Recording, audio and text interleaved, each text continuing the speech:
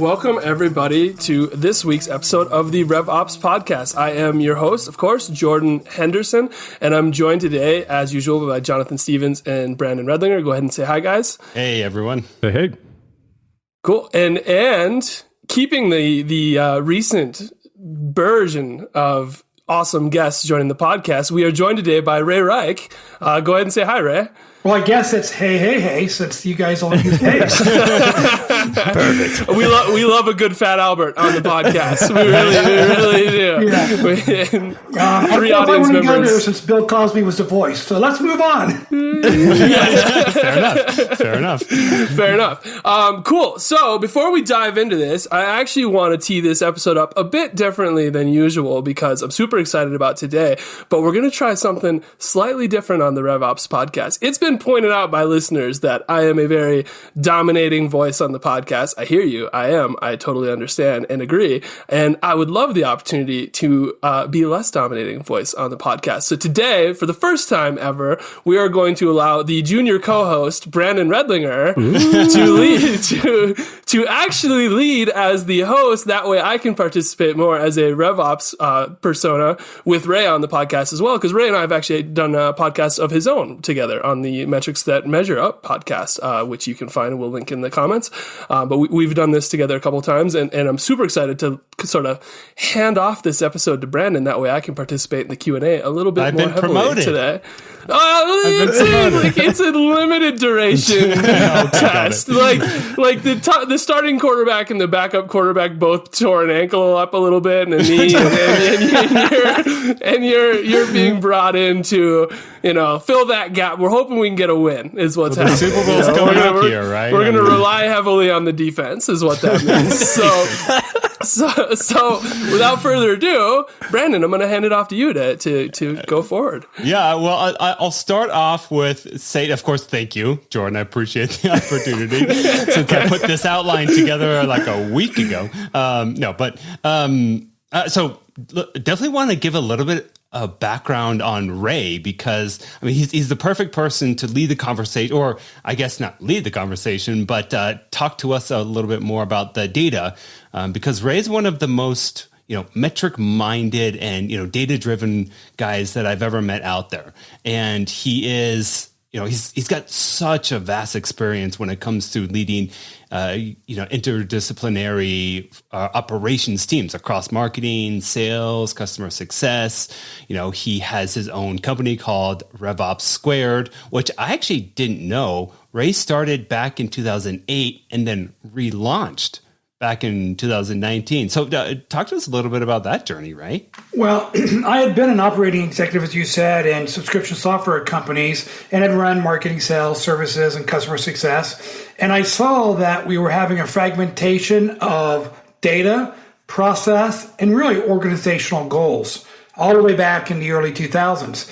So I said, I'm going to create this organization called RevOps², and we're going to go in and we're going to be a managed service that aligns and integrates those three organizations and all the technology that they use. Well, just let me tell you, in 2008, 2009, people looked at me like, you want to do what between marketing and sales or between sales and service? So after about 6 months, I realized that the opportunity to gain alignment and integration wasn't large. So I put RevOps² and went back to some operating roles where I was president, CEO a couple times. And in 2019, I decided to retire. And after about a month, my wife was tired of that gig. So I was talking to some friends, some venture capitalists I've worked with, and they're like, Ray, you always talk about benchmarks. And you always would come in and benchmark the customer acquisition, retention, and efficiency before you would start implementing process changes. So I decided that we were going to build the world's first and largest repository of B2B SaaS and cloud metrics in the form of benchmarks so that any company could see how they benchmark against best-in-class companies in their specific cohort for acquisition efficiency, retention efficiency, and expansion efficiencies, all the things that RevOps needs to understand and help do. Yeah, how they benchmark, so hence the name Metrics That Measure Up. Correct. Benchmarks are a way to see whether you're at 1 million ARR, a 20 million ARR, or 100 million ARR. How do your performance metrics measure up to your cohort and your bench and your index? Perfect. I love that. Cool. All right. Well, another reason why you're here today actually is because we want to talk about the 2022 customer acquisition and revenue operations benchmark report that we did in partnership with Demandbase and TenBound and, of course, RevOps². So definitely excited to dive into that. But before we go into the findings, why don't you give our listeners just a quick overview of the audience itself? Who did we talk to? Who actually participated in that survey? Yeah, well, our typical goal in these type of research programs is to have a minimum of right at 150 to 200 participants, up to 500. And in this particular program that was really trying to benchmark both customer acquisition metrics and revenue operations as a function, we had approximately 200 companies, and it was really nice because it was equally distributed across both ACV and ARR. An example, only 26% of participating companies were less than 5 million. Another 24% were between 5 million and 20 million, and 26% were between 20 million and 50 million. So right there, you have about 76% of the cohort, and the other 24% were greater than 50 million. So some larger scale companies too. Simultaneously, average annual contract value impacts metrics and benchmarks pretty materially. So we had 43% of our participants had average annual contract values in the 10K to 50K range, and another 15% that were in the 50K to 100K range. So a real nice distribution. It wasn't even a bell curve distribution. It was pretty linear. Cool. Got it. That sounds good. Well, let's dive right into the findings. I would say that's probably like the most important thing when pulling this, right? Because I think that when you start to put benchmark reports, so frequently it's pulled by a thing, and if you look at the subset of data, there is a bell curve, and you might not be comparable to the peak of that bell curve, and therefore the data in those benchmarks isn't really that applicable to you. You're not looking across at your peers. You're looking at companies and titles and departments at companies that are in a different part of their journey as a business than you are, and therefore it's not the same thing, right? It's very important, Jordan, and for the RevOps professionals who are out there, where somebody says, okay, what's our gross dollar retention or net dollar retention? I'm just making two metrics up, right? And the board says we should be at 120% net dollar retention. The first question is, I'm going to go find out where we're at. It's like, why should we be at 120%? What are the attributes of a company that should be at 120% net dollar retention? And if you're at a $1 million ARR or you have a less than 1K product, that's bullshit. So first thing is benchmark yourself against the right cohort of customers more like you. Totally. Yeah. Otherwise, you're comparing apples to oranges, simply put, right? Like that's the end of the day, the simplest way to think about it. Yep. And another company that the only other company that I know besides you guys who kind of does a little bit of that is OpEx Engine. And I only know them because I listened to them on your podcast, Ray. Yeah, no, Lauren Kelly and OpEx Engine have been doing benchmarks for almost 12 years, and they've done a real nice job. And the only difference is Lauren has built a revenue-generating business that does that. I do all the benchmarking for end users who want to see how they measure up, 100% absolutely free, and we'll never charge for benchmarks at RevOps². I love that. Nice. Yeah, little sales pitch. All right. I like it. Spoken like a true sales guy. I mean, not even really a sales pitch. You're not selling anything. Hey, Jordan, the marketing guy gave me the lead, and I had to take it. I mean, you got to jump on the. He left that door wide open. We're gonna knock it. I'm gonna give him a grade at his hosting at the end of this. He gets a little bit of a knock for opening that window for you, but I like it. Hey, you gotta make the guests happy, you know. I've never had that philosophy. Okay, got it. Well, let's actually dive into the findings. Ray, I'll start by kicking this one over to you, and then of course we'll see if Jonathan and Jordan have anything intelligent to say at all. Wow, just trying to be me. I got it. That's right. The shoe's on the other foot now. Cool. Okay, so the first finding here was that shared revenue and pipeline goals by sales and marketing is growing. That's the good news. But the question is it fast enough? So our research found that revenue and pipeline goals are shared by sales and marketing 34% of the time, or in 34% of the companies that were surveyed. So that was surprising to me to hear, but I want to know, Ray, is that surprising to you? And if so, why do you think that's so low? Yeah. The findings weren't surprising to me, Brandon, but they are disappointing. And when we first launched RevOps², one of the goals was to get better alignment and actual integration of marketing, sales, and customer success, because there's always traditionally can be a lot of friction there. And companies, even in 2022, they're saying, well, maybe sales owns the revenue goal and maybe marketing, and 34% of other companies own the pipeline goal. But even then, if you only have one of those goals, you're going to artificially inflate how you make that goal. So if you've got pipeline goal as one function, you're going to do everything you can to push opportunities into pipeline, but they not be high quality opportunities in the pipeline. So it's disappointing. And I think until the CEO sets the tone that we are going to collectively own both revenue and pipeline goals between marketing, sales, and customer success, because with customer success being so critical to not only customer retention, but customer expansion, if they don't co-own those goals, you're always going to have some friction existing there. Yeah, Totally. Could not agree more. So that 34%, Ray, is that across, because you had, sort of 4 buckets of company sizes that included all about a quarter each, below 5 million, 5 million to 20 million, 20 million to 50 million. Is that 34% evenly distributed across all of those sort of 4 buckets? Or do you see like larger companies are more likely to have a shared pipeline goals or less likely than a smaller company, for example? Yeah. When you look at small companies under 5 million, you see more people having shared goals between sales and marketing. Okay. Once they get kind of 5 to it's easier. It's easier because Yeah. sometimes you might even only have one person responsible for sales and marketing. At company scale, they're looking for efficiency in each particular discipline, pipeline building, closing, et cetera. That's when you start seeing less of the shared. And then as you hit $50 million and above, you start seeing more shared goals. Because that hits the point in your business journey where you can't continue to grow without those things to a degree, right? Exactly. I want to share one thing. And this is something revenue operations professionals can help eliminate. It's called the functional silo syndrome. Are you guys familiar with the functional silo syndrome? No, Enlighten us. Yeah, so this was first invented by a gentleman named Philip Enser, and he worked for the Goodyear Tire Company. This was in the 80s. And so it came out of the manufacturing industry. But this is where you're looking for the maximum efficiency for every unit of work. How fast does one person put on the lug nuts, and how fast does someone else put on the tires to the rims, et cetera.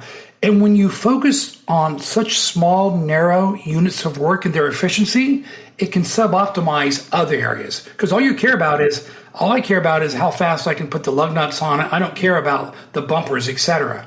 So what we've done in SaaS as an industry, we've gotten so focused on pipeline as one discipline, even channels of pipeline. I'm going to really maximize my paid media pipeline. I'm going to maximize my event pipeline, that we don't take a step back and say, well, how is that pipeline generation activities across every channel impacting conversion rates and sales efficiency? So we have fallen into that trap, and that's what we as RevOps professionals should really try to do, is eliminate that functional silo syndrome. I love that. And I think it just creates so much more alignment between the two teams, because you often see there's so much of a disconnect between those organizations, whether there's content out there that sales doesn't know about, or they're just doing different things and it's working against each other. Oh, and Jonathan, the story I tell all the time is when I remember going to the bar one night after the quarter closed, right? And this was a company that I ran sales, marketing, and services in. And the marketing people were really happy. And I'm like, why are you guys so happy? Ray, we made our marketing goals. We hit our retweet goal. But we missed our top line new customer closes by 20%. How can we be happy? And I looked in the mirror that night and I said, it's my fault because I let marketing have goals that weren't really aligned to the company goals of growing new revenue.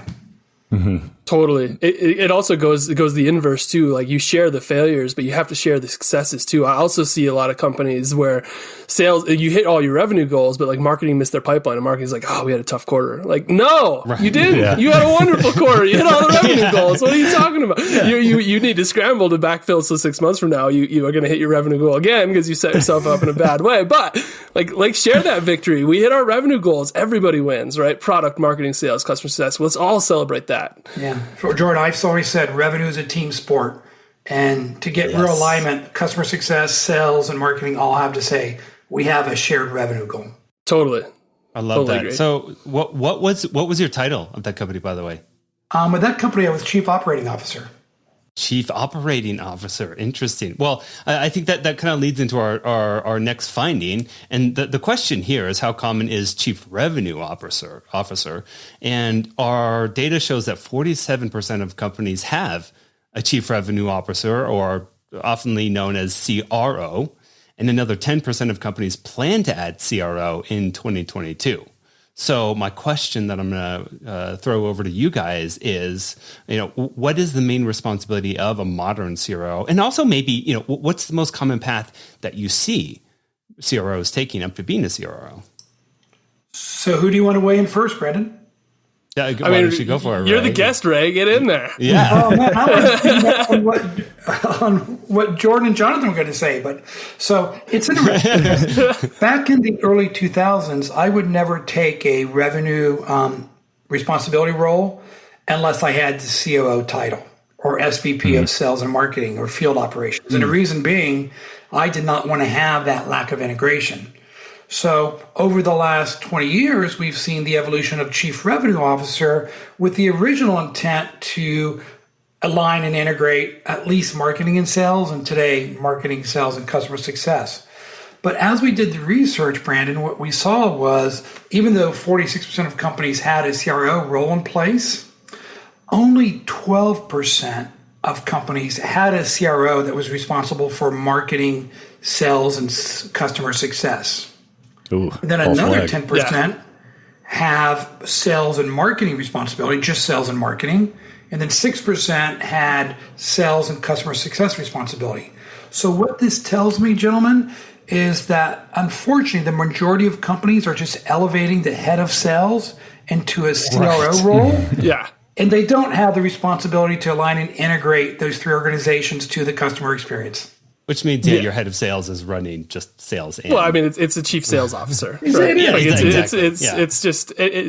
It's another name for a CSO. I mean, what that actually is 46% of companies have a CRO, but actually 12% of companies have a real CRO. Exactly. Right? That's the real answer to the question. Then you have to ask yourself why. Why is that? Yeah. So depends on who you talk to, right? If you talk to a marketing centric person as well. People with sales experience don't know how to run marketing, so why would they have marketing? People from sales said, well, the head of marketing doesn't know how to run a sales organization, so why are they? So there's some fixed mindset type of thinking versus a growth mindset. Unfortunately, that exists at the CEO level also. Unless the CEO, who, by the way, is the number one person responsible for sales and marketing alignment in a B2B SaaS organization, unless they stand up and say, hey, we're going to have total alignment and integration of these three go-to-market functions. And the way we're going to do that, I'm appointing as Chief Revenue Officer. And she has all three. And then until we do that, we're going to continue to see this bifurcation like we do today. And that brings to your point, Brandon. I'm sorry to keep talking, but I am the guest. No, but you are the guest. So what's the background? Well, most CROs today do come from more of a sales-oriented background. However, my recommendation is cross-functional experience is going to be critical to the CROs of tomorrow. So I don't care if you grow up, let's say you start your role as a sales development rep, and most people say, I want to become an account executive. Maybe you go over into demand gen for a year or two. Or if you're a customer success manager, that's great, but go be an SDR for a year or go into the growth function over in marketing. But if we can get people to have cross-functional experience in their first 10 years, those will be the CROs of tomorrow who truly can integrate and align those three go-to-market functions. And that's the model from like the 80s and 70s, 80s, maybe even before that, right? IBM and HP, some of those early guys, that's how they would breed their future executives, right? It's you go spend 5 years here, you go spend 5 years over here, you go spend 5 years over here. Then you get a full understanding of the business. Now they're set up to be an executive. It's even like McDonald's. You cannot, like, you used to not be able to work at McDonald's unless you knew how to work the assembly line at a McDonald's, right? Like, you couldn't be an executive at that company unless you did the training that all of their employees have to go through. Which is that why you never made it past fry cooker? I know I didn't do well at McDonald's. No, I'm just kidding. But it's the same. It's actually the same thing that we get asked a lot. I get a lot of messages like, "Hey, I'm in sales ops. How do I become a RevOps professional?" Like, well, you need marketing ops experience. You need CS ops experience. You need to understand CS. You need to understand marketing. You need to understand all of these things. That way, you can truly do RevOps. Absent that, you will fail as a RevOps professional. It won't work. Yeah, and it's up to your senior leadership to really instill that, because you're not going to be able to just get that experience without your senior leadership having some type of sign off that you're allowed to kind of go explore other avenues in the company. This is very important because I make Jonathan do things outside of marketing ops all the time. And sometimes he pushes back and I'm like, no, you need to learn this. So now he can't argue anymore. He understands. Now, to your point, you mentioned, IBM. Like, I grew up at GE for my first almost 8 years, and I did a rotational program. And that's where I learned. By the way, I spent 6 months in a finance role to learn how to do balance sheets and income statements, et cetera. So that's why I do metrics, because I love finance because of that experience. But it's really hard for a 5 million or 10 million ARR company to have that type of rotational program. Sure, yeah. Right. So, however, I still think we should hire SDRs or marketing people and say, it's a 2-year commitment that you're making. You're going to spend a year in one role and a year in another role. I don't see there's any reason why we can't do that. Or even go, like, one of the things I've done is I've hired early career people into an SDR role. And after 6 months, I saw how good they were at building the list or doing all the research. And I'm like, hey, I'm putting you over into whether it was marketing ops or RevOps, because I think you have the orientation where you want to spend all your day in data and reporting. That's great. That's not what we need on the phone. Go give it a shot. And they were very successful long term because we had the culture to say, let's put people in different roles and maybe in the role they're better positioned to be successful in. Totally agree. I think the SDR team is the greatest funnel for an ops team. Jonathan was an SDR once upon a time, did terribly out of that himself, but was an SDR once upon a time. And Matt on our team, who is actually coming up on his second year in revenue operations, was an SDR at our business for a long period of time. And actually, exactly what happened, what you just said, Ray, is I met him, and after a few minutes, I was like, man, you love the operations piece of this job, don't you? Like you don't like the cold calling, but you love all of the Salesforce stuff that you're doing and all of those things. Like, this is the person that I need to come in here. His workflow was good, like all of those things. It was pretty easy to see that was where his passion was. And the last thing I'll say to this is a RevOps centric podcast, right? I believe that the CRO of tomorrow, she also needs to have, if not operations experience, an orientation to operationalizing processes.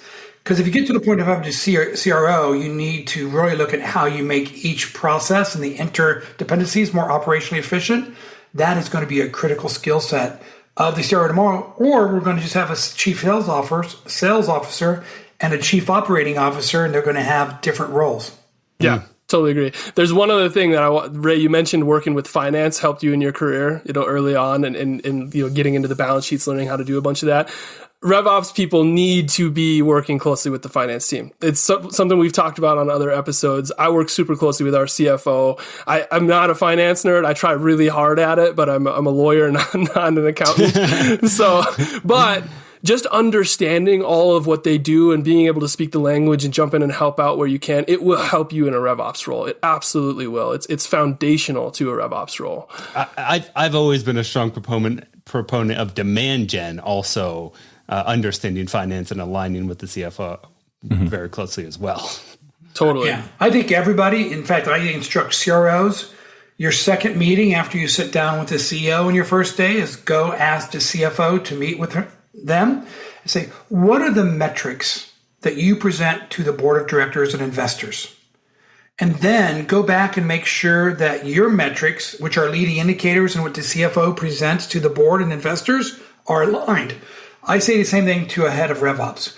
The RevOps person should go and have a meeting with the CFO and say, what are the leading indicators and metrics from the go-to-market teams that you use for your metrics or you have a concern about? And there's often a concern. Well, I don't believe in the close rate, or I don't believe in the pipeline coverage ratio. I'm just giving you two things. Find out what their concerns are and go back and see if you can enhance the operational and systems approach to those metrics. You will always have the CFO's ear if you make her job easier. Totally. Even asked to sit in. I worked with a CFO, Gabi Loeb is his name. Shout out to Gabi, one of my favorite people I've ever worked with years ago at a company. And early on in working together, he came to me as the guy leading ops. I was sales, marketing, and CS ops at the time because revenue operations wasn't a title that existed. And he was like, can you sit in and help us put together all these metrics for this board meeting? And just sitting in and helping them do this allowed me to see, okay, these are the metrics that are important to them. Here's what they trust. Here's what they don't trust. Here's what's hard to get at. Here's what they want to get to, but they're having a hard time getting there. And then figure out how to fix that from an operational standpoint on my end was fundamental to me aligning our business across the department. So if you can inject yourself into those processes, and obviously it's a lot of time commitment to go do that, but so important to do it. Yeah. And so often you see misalignment between sales, marketing, and finance as far as what numbers they're putting out there as their revenue and their pipeline. And that's no fun world to be in. Yeah, that's right. We just did some research with the finance community, and we said, how important is your alignment, the finance organization, to sales and marketing to optimizing revenue growth? And it was about 61% of CFOs said it's very important. Another what are the other 39% doing? Why are they important? I think it was 28% said it was important. It just wasn't very important. Okay. Yeah. But so there's 10% that said it's not, though. Yeah. What? I don't get it. But here's the other thing for revenue operations. The number one challenge of a CFO when it comes to the data they're getting from sales and marketing and customer success is forecasting. The number one answer to what percentage of forecast do you typically hit, the plus or minus error, it's 10 to 20%. So every quarter, the CFO has a number that they're presenting to the CEO and the board, and they miss it by 10 or greater percent. So if RevOps can understand what are the input variables to forecasting, and is there an opportunity for you to improve the optimization of that so that CROs and CFOs can make better forecasts? That's when we can take RevOps from, unfortunately, what I see too often being more of a tactical kind of back office function to a strategic seat at the table that the CEO and CFO are going to depend upon every day. We did a whole episode around forecasting and negative forecasting. Yeah, and forecast variance. And variance. And I would caveat, I love forecast variance as a RevOps accountability metric for what it's worth. I think it's a great thing for your RevOps team to look at our success. The smaller your company the more likely you are to have some forecast variance, because if you're only selling $500,000 a quarter, for example, and you happen to close one big deal out of the blue that's worth $200,000, your forecast variance is going to be massive. Right, you are going to, and so you have bigger fluctuation. Whereas the larger you get, the data becomes more valuable. You can use that data to make more and more accurate forecasts the larger you get. So the only sort of caveat I use to that one always. Nice, I like it. Well, along the sales and marketing and alignment theme, that brings us to our next finding, and it's let's see, the CEO is still the number one executive who owns sales and marketing and alignment 23% of the time. And right after that, it's split between CRO, CMO, and head of RevOps relatively equally. But question for you now, Ray, is do you see this changing, and do you see this really, is it evolving? Are we going in the right direction?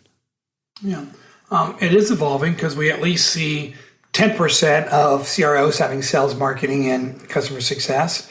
And I think when companies are scaling to $20 million and above, I think it's going to be a continued evolving trend. Now, it's going to also depend on what the core competencies are of the CEO. Like if the CEO is more of a product and engineering person, I think we're going to see more CROs. If they're really good on the go-to-market, I can see them still beating the primary source that integrates and aligns those three functions. And then it also is going to depend upon the executives you have in our head of marketing, head of sales, and head of customer success. Do you have the person that you feel confident you can put into that top CRO role and that she or he will get respect from all the other two functions? But I do think it will continue to evolve at $20 million and above. I think below $20 million is going to be another title for a chief sales officer. Where I see the CEO doing this as being a disaster, I've had experience with this, financial services. Because CEOs in financial services almost always sales oriented, only care about sales. It's interesting. Speaking with some PTSD there, Jonathan, I think. Yes. Very much so. But to you, Ray, so one of the things we just talked about was, like even in the case where CRO, like a true CRO, right? Somebody who owns sales, marketing, CS alignment, like really owning that, it still has to come from the CEO, right? Even if the CEO is product oriented, they still have to mandate that to a degree, even if they're not owning it. I'm not a big fan of the word mandates, especially with vaccination noise out there. Don't get us canceled, guys. Sorry, Spotify. But I do believe it needs to be strongly advocated by the CEO and honestly the entire executive team. And if the CEO says this is what we're doing, get on board or get off, then that's strong advocacy. And by the way, continued support and at the same time feedback.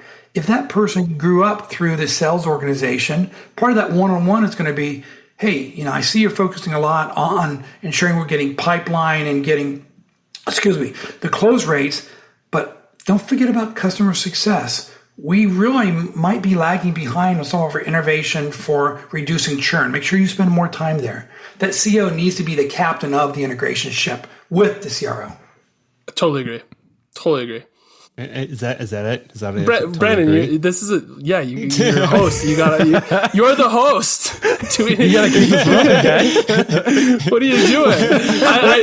He said it perfectly. Move forward. We don't have to. Like he nailed it. Now you're like, great. So hold on. You nailed it. When Jonathan and I say agree, you give us shit, and then when you say agree, we give you shit. That's a good point. Yeah, but I never leave 30 seconds of dead air. So. By the way, I can take all the air if you want me to, Brandon. Somebody help him. Jeez. Okay, whatever. All right, let's move on to the next one because we actually have a lot more findings. We'll make the full report available in case we don't get through all of our findings. If you go to revenue.io/benchmarks, you'll get the full benchmark report, or just hit up one of us. We'll obviously send that PDF right to you. But on to the next category. We've actually talked a little bit about this before in past episodes, but we actually have some data behind it now. So 41% of companies having a revenue operations function in place is actually pretty consistent with what we have seen over the last few years. So last year, or I guess in the past 2 years, it was about 34%. So it's not a big jump here.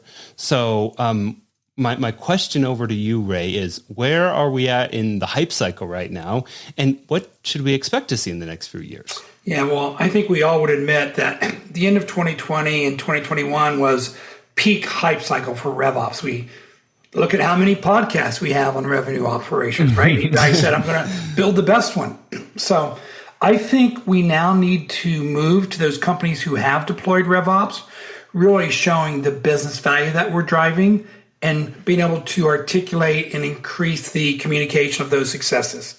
So I think the next 3 years is more about proof of the business value of revenue operations than it is to get another 30-40% of companies to deploy it. Because I'm a big fan of Jeffrey Moore, and he wrote a book called Crossing the Chasm.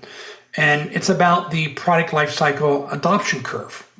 So with RevOps, we've went from the innovators and visionaries to the early adopters, and we've just crossed the chasm to the early majority. Now, early majority typically represents about 30 to 40% of companies will actually adopt a technology or a new process or a new organization like RevOps. I think it's going to be 2 to 3 years before we enter into the late majority when we're going to see 50 to 70% of organizations having RevOps deployed. So hopefully that was clear in my answer. Interesting. Yeah, I mean, where I was coming from with this is I mean, I was looking at more the Gartner hype cycle, and honestly, having gone through kind of this in the last 6 years with ABM, I feel like we're still really at the early beginning stages still, where everyone's trying to define it, everyone's trying to figure it out, everyone thinks they're doing it, but no one still actually knows what they're doing yet. And I feel like people are still going to get it wrong more and struggle more before they get it right. Brandon, you're so right. And let's define what a revenue operations function is. I do these metrics and benchmark assessments at SaaS companies. And this was about a 75 million ARR company. And they introduced RevOps as a separate function. So sales ops and marketing ops and CS ops doesn't report up to it, right? And they're responsible for looking at data management opportunities between the three functions. They're responsible for saying, can I build reports that take data from the marketing automation platform into sales CRM platform and CS and roll it up? So it's a business analyst. Yeah, it's not an overarching function. It's a role. So yeah, that's a business analyst. Exactly. It's a business analyst. I mean, that's not revenue operations. That's business analyst. But they had which is a valuable role, But Jordan, they had the title revenue operations analyst, and they had a revenue operations manager. Right. I think to your guys' point though, that we'll see a lot of that before people they'll either abandon it altogether and then later realize that they've done it wrong and come back to it, or they will slowly evolve into doing it the right way. So I think a lot of that will happen too. I think companies will bring in revenue operations, like a director of revenue operations, and they won't be doing exactly revenue operations right away, but over the course of time, they might evolve their approach to get to a point where that's the case. And I think that will take time too. It's always important to start somewhere. So even if you don't start off perfect, as long as you're starting, that's the most important part. Yeah. Well, that was an interesting piece of the research, and Brandon and I talked a little bit about this before today's show, was when do you introduce RevOps, right? What's the optimal time? And Brandon, I think you have some information. What was it? Was it like 37% of the time it was introduced between 5 million and 20 million? Is that right? That's exactly right. Well done. You know your numbers. Yeah, wow. Who knew that Ray was a metrics guy? Who knew? I know. Right? So the question is, when should you introduce RevOps and how should you introduce RevOps? And this is an area that I'm really passionate about. So I do think if you're $20 million and above and you haven't introduced RevOps, you need to do it ASAP, but don't use a big bang approach. We're going to take everybody and have them report up to this new head of RevOps. I think you look at cross-functional opportunities for operational efficiency. And the three that I see almost all the time, which I think are ripe as a place for RevOps to start, is data management. Because how many times have you guys spent, well, we have the lead information, we send it over to the CRM for sales, but it's got the wrong company firmographic information, the wrong technographic information. Big deals, right? Huge deal. Yeah. Or we close a deal, we hand it over to CS, and CS is like, who are all these players again? What are their roles? It's like, what problem are we solving for these people? So that's one area that I think is ripe to have RevOps start at, even in a $20 million and above. The second is reporting and analytics. We know that, if you're a Marketo or even a HubSpot, maybe some of the reporting isn't as robust as you like, so you need to extract everything into a data warehouse or a data lake if you're bigger, and then put a fancy BI tool on top of it. There was a lot of opportunities for operational efficiency and enhanced insights and thus forecastability by integrating reporting analytics under RevOps responsibility. And the third, and this is a trend, I don't know if you guys have done it yet, but is taking all the revenue platform administration and integration. So if you've got marketing ops doing some of the marketing automation administration. You've got CS ops doing some of the customer success platform administration. You've got someone in sales ops doing Salesforce administration, et cetera. Have a centralized, dedicated revenue platform administration integration team. That's going to help identify interfunctional, cross-functional, operational efficiency opportunities. What do you guys think of that? I mean, that is us. That's what we do. Could not agree more. We're not going to say no to that. Yes, that's Revenue IO is what you're describing right there. And that's what that's what we do. That's what we're passionate about, right? We sell a platform for that exact purpose because we want to be able to have a team that's managing all of your revenue operations tech stack, not just siloed off technology. Because what happens is if you lack that, if you make it very hard to connect those systems by having 45 systems and you don't have somebody focused on making sure all the systems are working well together, you have messy data. You can't make decisions as a business. You're handcuffed in your ability to actually run a good revenue operation. But Jordan, let me ask you this though. So platform consolidation, because we know what's happened over the last 5 years. Sales buys their own platform, or quite frankly, sales development says, "Oh, we're going to bring in this new platform," and you find out about it 3 months later. I don't think we can count on platform consolidation in the near term, even though I think that's where we're going to go long term. It's got to be the integration of the data, the process, and the platforms we have as step one. What do you think of that?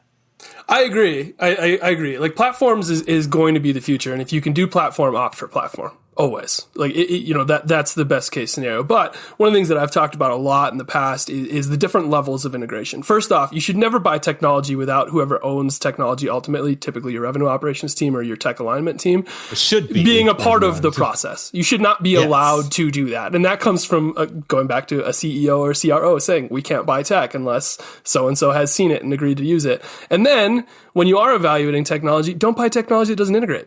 You don't always have to get a platform, but there is certainly a technology out there that has an integration that you can use instead, right? That probably does the same thing as the tool you're looking at. And so that's why you need your RevOps team involved to own that. Going back to, having a team that actually owns this thing, they need to be involved in the buying process to make sure that we have designed integration in all of our tools. Totally agree. Jonathan, you were about to say something. I became irrelevant. I was going to try to.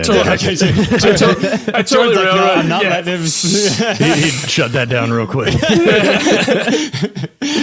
As usual. Yeah. All right, cool. But it's a great point though, Ray. Like it really is, and it's a thing that I think a lot of people listening to the podcast will say, "Man, I wish people asked me before we bought tools."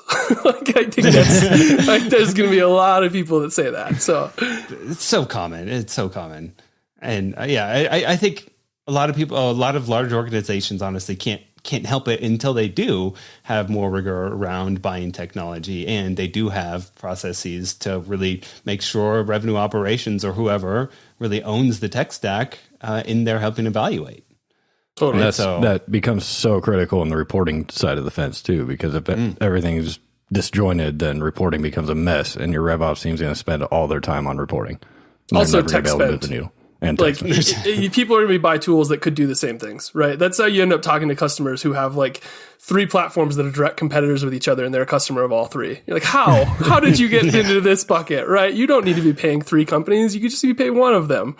Common at big companies. Very common. Common at small companies. People don't evaluate what the tools can do cross-departmentally. They evaluate what it can do for one team, and then you end up with lots of duplicative tools. I'll throw out another stat for you guys. So there's a company that basically has agents that goes out and says, how many SaaS tools are we using within our network and going external?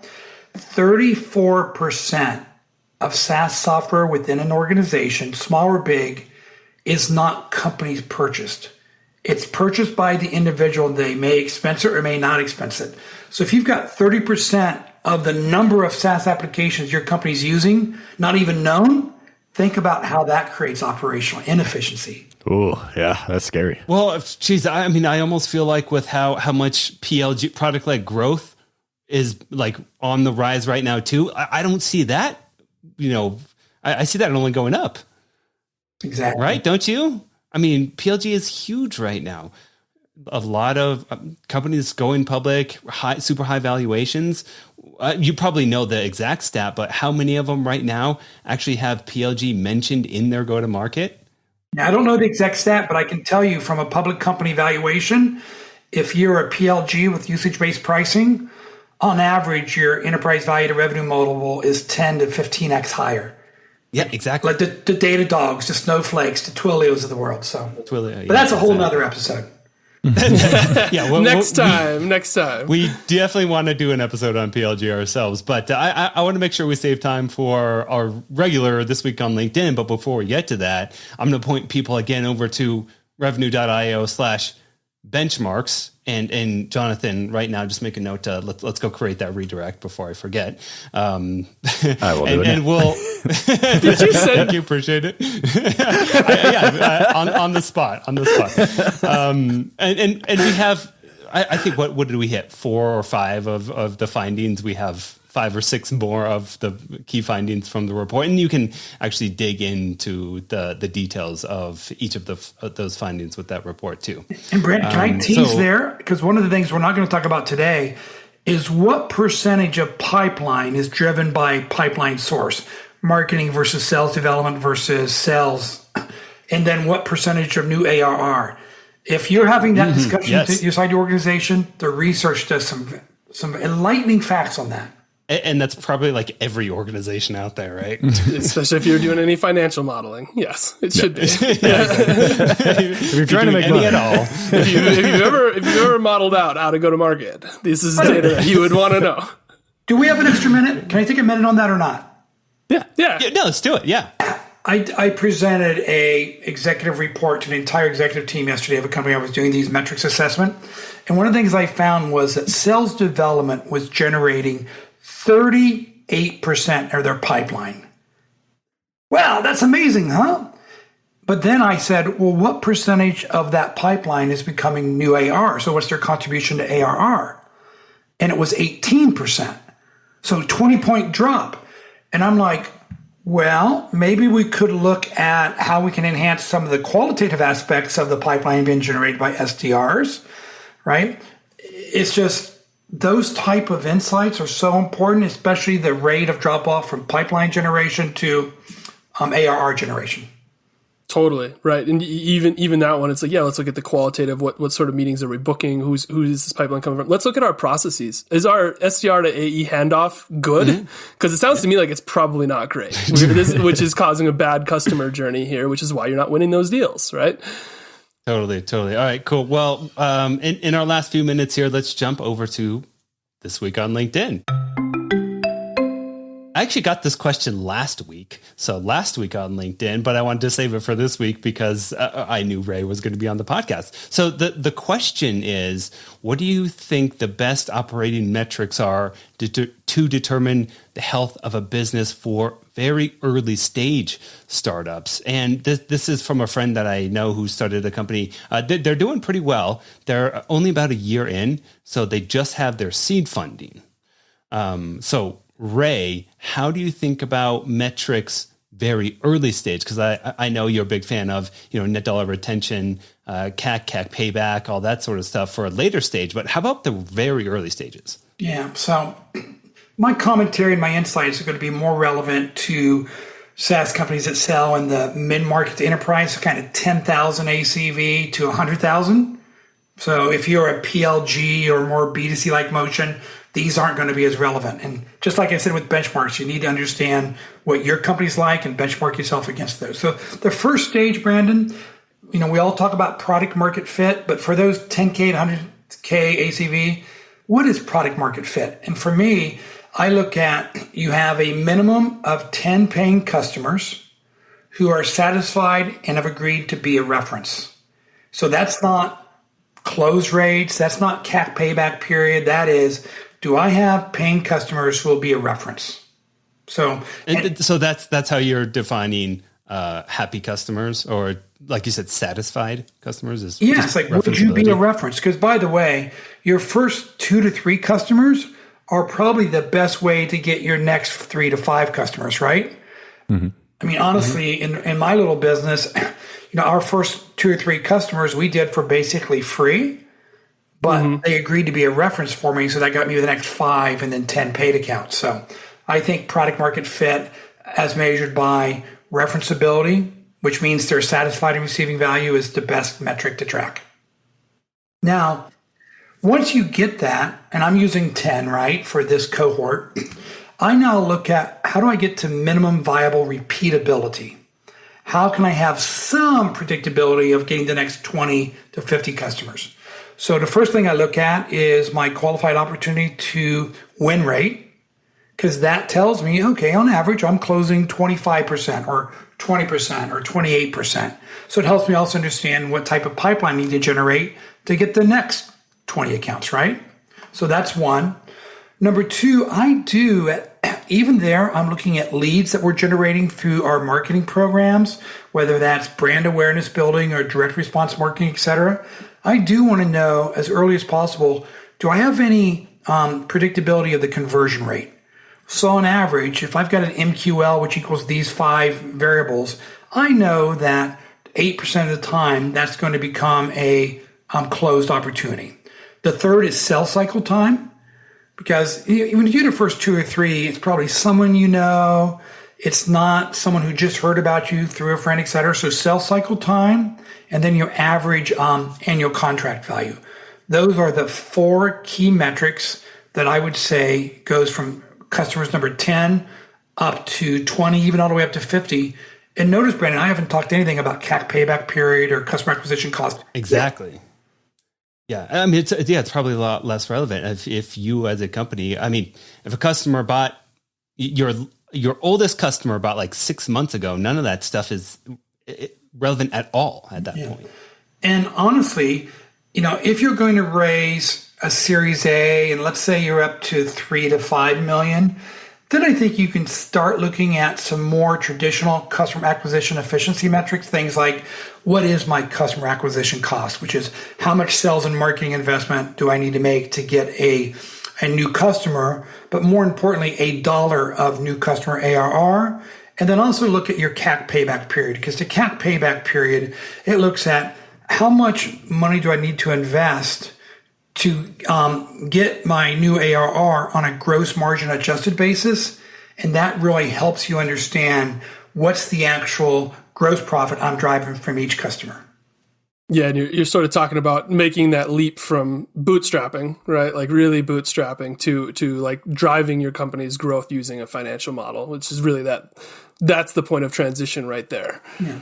And by the way, at the same time, Jordan, to that, I would now also look at some of the customer retention efficiency metrics. But if you do this in the first 6, 12, even 18 months, if you've got an annual agreement, even one renewal cycle. Churn is 0 there, right? If you're 6 months in and you got annual agreements, churn is perfect. Exactly. By the way, anybody who hears an investor, an angel investor, or a seed investor say, what's your customer lifetime value? Which, by the way, has to factor in churn. Until you've got 1, if not 2 renewal cycles, it's a stupid metric. And the answer is, well, it's infinity. I had no churn in my first year. Infinity. Well, TBD is what you put on there, right? So hopefully that answered your question, Brandon. Yeah, I love that a lot, especially, with the first stage being product market fit, 10 paying customers. I might add a caveat here is 10 paying customers that are not just your friends, because going back to the Engagio days, we actually had a tag that was FOJ, Friends of John. People wanted to buy the software just because it's John Miller. Like they're like, I don't care. John Miller's a genius. Anything that he builds is going to be amazing. Which sure that may be true, but I think that's a very bad indicator. I noticed you didn't have an FOB. There was no Friends of Brandon purchasing. Huh? Hey, Jordan, then we'd say it's 3 customers. Yeah, 3. Exactly. Yeah. So yeah, maybe one caveat to that, and then going to your minimum viable repeatability with some of those customer acquisition metrics. I think that's so important because you might do something very early on where you got lucky, you got a lot of customers, a lot of traction. You didn't actually know what you did. There's no repeatability there, right? And of course, repeatability is what, and predictability is what VCs really want to see these days, right? And then your last point there, minimum viable traction with your customer acquisition efficiency metrics, and then of course retention. So I love that. Anything, Jonathan or Jordan, you want to add? I think you nailed it. Cool. And by the way, Brandon, I just, for your listening audience, I don't want to take full credit for that. So, there's a lot of great books out there. One of the books I love, which addresses your question in a much more detailed and robust way, is called The Traction Gap. And it was written by Bruce Cleveland. And Bruce Cleveland, his first claim to fame was being the chief marketing officer for Siebel. And then he became a VC at Wildcat Ventures. Then he went to C3AI with Tom Siebel again. And some of these concepts are directly from that book, and I would highly recommend it for any go-to-market leader, The Traction Gap. We recommend so many books on this podcast. We got to start a RevOps book club. We just have to start a RevOps. And it wasn't it's me getting for ridiculous. Once. Yeah. I know. Well, I know, but I saw you light up like a Christmas tree when he said, "I got a book." So Oprah became pretty famous for her book club, guys. There might be something there. Little RevOps book club. Yeah. RevOps book club. Bruce Cleveland's absolute genius. He was actually an investor in Engagio. I didn't actually know he wrote that book, so I definitely got to go check that out now. All right. Well, I think this might be one of the longest episodes we've done. I feel this like was awesome. This was awesome. Our audience is going to love this. Well, with that said, Ray, where can people learn more about you, connect with you, and say hi to you? LinkedIn, we try to be pretty regular on posting a lot of the insights we get from our benchmark research. So just Ray Rike, RayRike. You can look at Ray Rike on Twitter, and you can email me anytime at Ray Rike at RevOps².com. And all the research and benchmarks we have, you can see directly at RevOps².com. Putting the email address out there. Yeah. Bold move. I love it. I love it. Yeah. Well, Superhuman. I have a good filter. No. Superhuman. We're a gated company here. We use gated instead of superhuman, but no, it's cool. And Andy Moat will be in your DMs very shortly to let you know about gated. So We'll put you two together. actually, I will introduce you. You'll love him. It is awesome. Yeah. All right. Well, this has been an awesome episode. If you guys enjoyed this, let me know what you think, what you thought of me actually being a host, or enough. Back to Jordan. C-. Wait, are you C-? C- at best. Let's go ahead and close out best. the podcast. You know how to do the exit now? Like one of those, like, if you like this podcast, please give us 5 stars on Apple. I was getting to that. He's trying to get to be the permanent host is what's happening. Yeah, it's not. it's lingering. Exactly. Well, as Jordan said, leave us a review on Apple Podcasts or Spotify or wherever fine podcasts are found. I was about to say sold, but I guess podcasts are free these days. And again, if you want your question answered on This Week on LinkedIn, let us know. Shoot either Jordan or I a message. And maybe Jonathan, he's actually been more active lately. He posted once this week. This week. Twice. Ooh, yeah, twice. I know. Twice. All right, well, that's it for today. Thanks, guys. Thanks, Ray. Hey, This was Brandon, awesome. you're very Thanks, comfortable Ray. as a host. You're really good at it. Thank you. Appreciate it. Don't give him a big head. We talked about false flattery, Ray. We talked about it. It's not allowed on this podcast. Okay. Have a good one, guys. Thanks for inviting me. Thanks, Ray. Guys. Thanks, Ray.